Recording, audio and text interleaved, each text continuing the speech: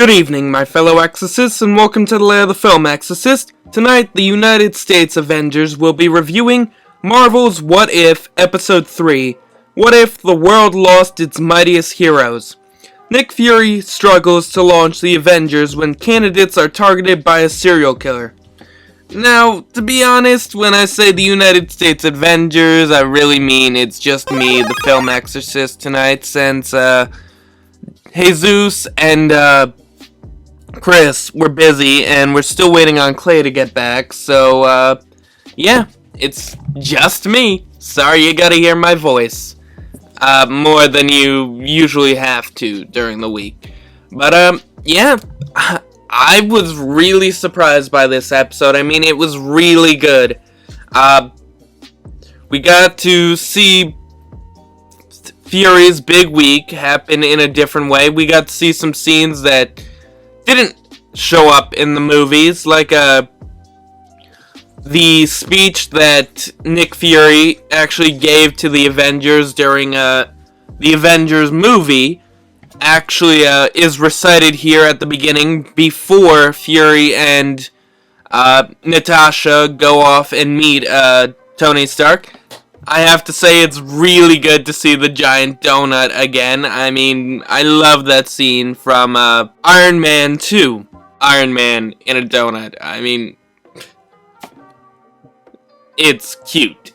But yeah, no, I was really surprised because I was thinking maybe either Natasha or Ghost from Ant-Man and the Wasp was the one killing everyone. I mean, she does have the power to be invisible, and, well, technically invisible, thanks to the accident that caused her to gain her name, Ghost, which was initiated, again, by Hank and Hope Pym, and Hank's wife, whose name strangely eludes me right now, but, yeah, I didn't expect Hank Pym to be the killer in this. It's just amazing. I mean, wow.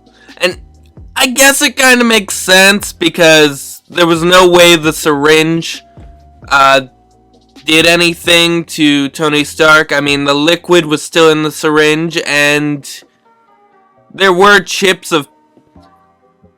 pieces missing on the syringe, but I didn't expect it to be Hank Pym, or also known as Ant-Man, but technically I think in this episode he's actually wearing the Yellow Jacket outfit from the Ant-Man movie. But I guess I should have figured it out earlier, because no one else could have gotten in the room with Hawkeye. That's who I'm thinking of. And no one else was around when Hulk was being killed. I mean, to be honest, for that one, I kind of thought maybe it was an inflatable bullet, which I guess kind of doesn't make sense, but because the Hulk is invulnerable and nothing can penetrate him. So I guess I should have seen also that, but I mean, everyone makes mistakes.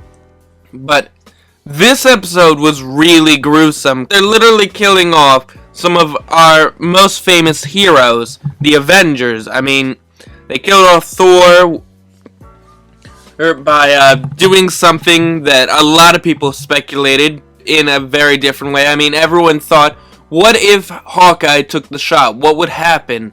Well, apparently, Loki would take over the world and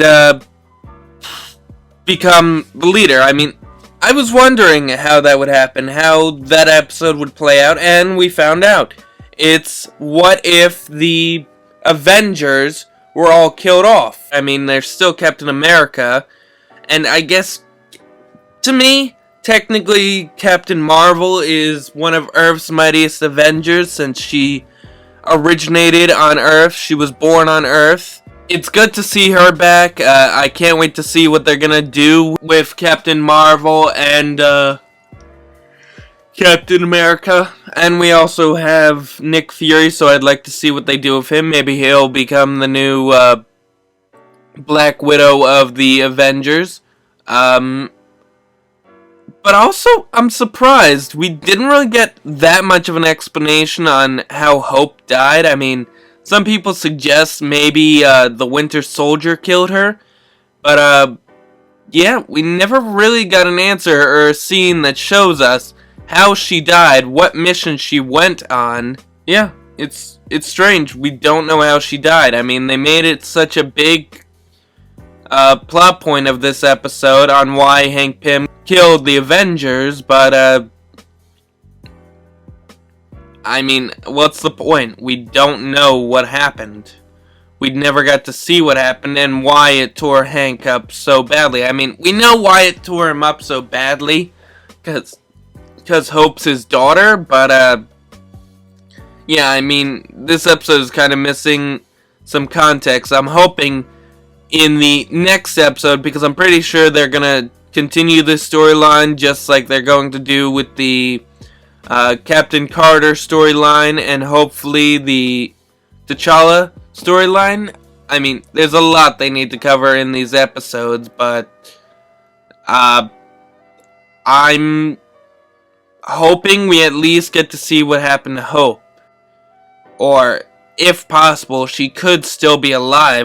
This episode was really good. I mean, it kept the secret well hidden. It confused me because, again, I didn't see that Hank Pym was going to be the villain. This episode was so focused on the Avengers and how they died that it really didn't cross my mind that they might have brought someone else into it. I also like how it's Nick Fury and Natasha, and we do get to see Black Widow. Sorry if I'm calling her Natasha, but we get to see how Black Widow fights in this movie. I mean, we did kind of do that in the Black Widow movie, which I haven't seen yet. I'm still waiting for it to become free on Disney+. But still, it was amazing. We also get a cameo from Crossbones in this episode, or what's going to be Crossbones, a famous mercenary in the Marvel universe. And we get Coulson back in this episode, which at this point, despite what I said in the last episode we did, where we were talking about how technically the shows are canon, I'm not too sure about that. I mean, it's a possibility, it's a huge possibility, but we don't really know, and I really want to know. I need a formal statement from Disney that all the Marvel TV shows are canon. I also found it very clever on how they killed each Avenger. I mean, they, with Tony, they stopped the injections from saving him in Iron Man 2. For Thor, when he goes to grab the hammer, Hawkeye is forced to kill Thor with one of his arrows by Hank. The Hulk is killed by an enlarging pellet. That's what I'm gonna call it.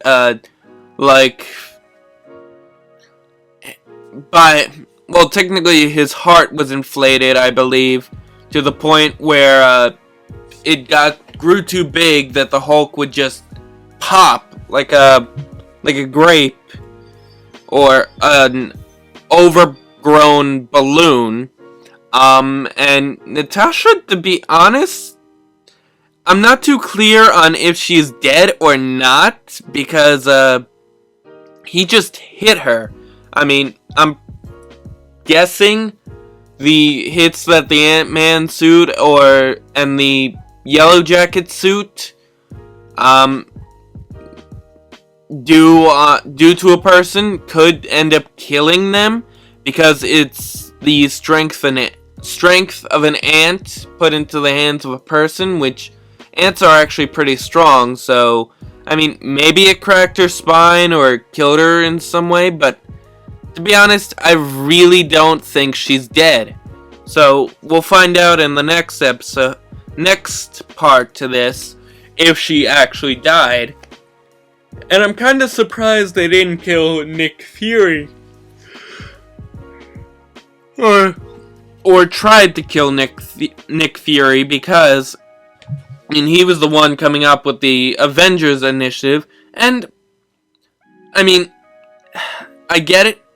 It might have been that Hank figured it would break Fury down to see his entire plan fall around him, watching each Avenger die before he has a chance to assemble the team. But, yeah, no, might have been smarter to kill Fury when you had the chance, Hank. I also like the little team-up between Loki and Nick Fury. It was brilliant. It was a fun way to trick Hank Pym into thinking that he was going crazy, or, well, crazier than he already was. I mean, the guy in the comics is a very abusive husband and a very abusive father, and yeah, nah, he's not a good guy in the comic books. But that kind of shows in this. I mean, the guy goes psycho after his daughter is killed on a mission that, again, we still haven't seen yet. This was really good, and I really didn't see Loki taking over the US or the world in this episode.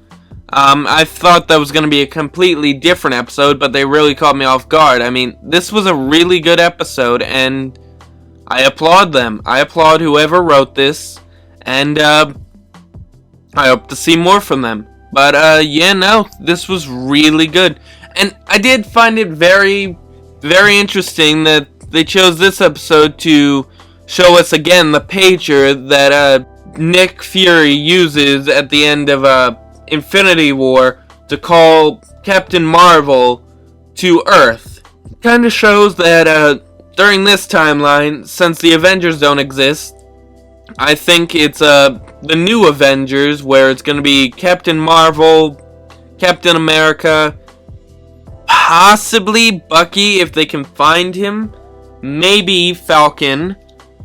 Brilliant episode, A+ for effort, and I can't wait to see what episode 4 does.